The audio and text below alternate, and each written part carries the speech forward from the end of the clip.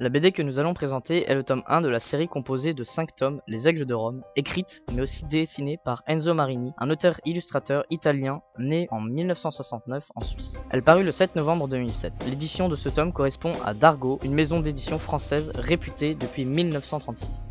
Cette BD s'adresse particulièrement aux majeurs adultes de la part des multiples scènes érotiques et de violence qui la composent, et ou fans de Rome antique puisqu'on peut y voir de nombreux plans, panoramas de Rome, des répliques faisant référence à l'histoire de Rome sur lesquelles nous allons nous intéresser. Dans cette BD, on retrouve donc deux personnages que tout oppose, qui sont Hermana mère, au destin prometteur, renié par son père le prince Sigmar, donc confié aux Romains, et Marcus, fils de Titus, qui fut un empereur romain de 79 à 81 et connu pour avoir pris la ville sainte Jérusalem.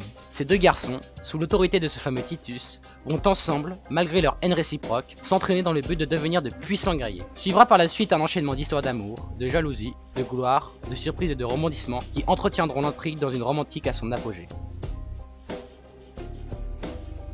Sur cette image, on peut observer une partie de la ville de Rome pendant l'Empire romain. À gauche se trouve l'empereur Auguste présent sur son char, et le représenté au premier plan, ce qui le met en valeur. On peut alors faire un étroit lien avec la puissance de l'empereur, c'est-à-dire que l'empereur gouverne la ville et l'empire tout entier, on peut parler d'une domination générale. Au loin, sur une des 7 collines, est présent un édifice religieux, ce qui prouve aussi que la religion est omniprésente dans le monde romain. Cependant, Auguste regarde dans une direction, donc la religion est plus importante que le pouvoir de l'empereur.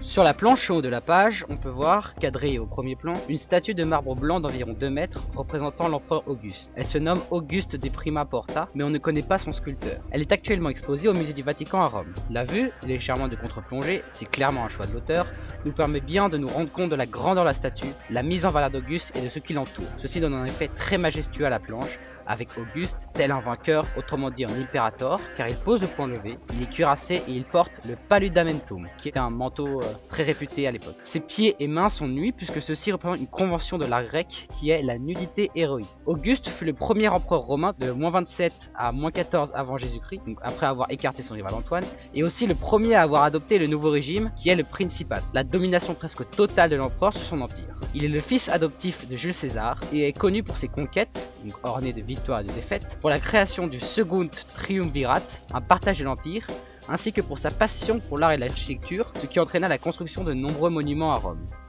Juste au-dessus de cette vignette, dans le cadre, on observe Roma, qui signifie Rome, mais aussi 753 ab urbe condita, qui est une locution latine signifiant à partir de la fondation de la ville, de Rome bien sûr. Cette locution servait de repère pour compter les années. Ici, on peut donc dire que la scène se passe 753 ans après la fondation de Rome, donc en 1 avant Jésus-Christ. Parlons un peu de l'arrière-plan. Donc cette statue, donc cette vignette, a un décor, l'arrière-plan très précis, puisqu'il correspond au forum de Rome antique, situé entre les collines du Capitole et du Mont Palatin. A l'époque, c'était la place principale de la Rome antique, de par son importance historique, religieuse et politique. En effet, on y opérait des cérémonies religieuses, des mariages, des combats, des jeux.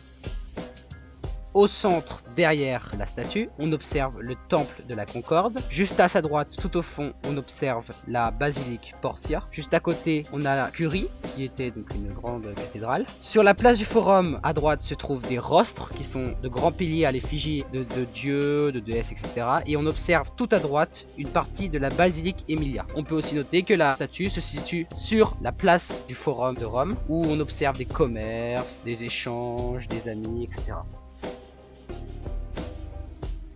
Cette vignette de la bande dessinée représente une course de chars dans le Circus Maximus. Comme on peut le voir sur cette modélisation, la représentation est très fidèle puisqu'elle comporte beaucoup de détails comme le Pulvinar, la Porta Triumphalis, la Metaconsi ou encore la Spina. Cet édifice serait le temple du soleil ou la loge impériale. Comme on peut le voir sur cette peinture sur vase, les détails que procure la bande dessinée sur les façons dont se déroulait la course sont très précis, comme par exemple le nombre de chevaux utilisés ou encore le fait que les coureurs utilisaient un fouet pour faire avancer leurs chevaux.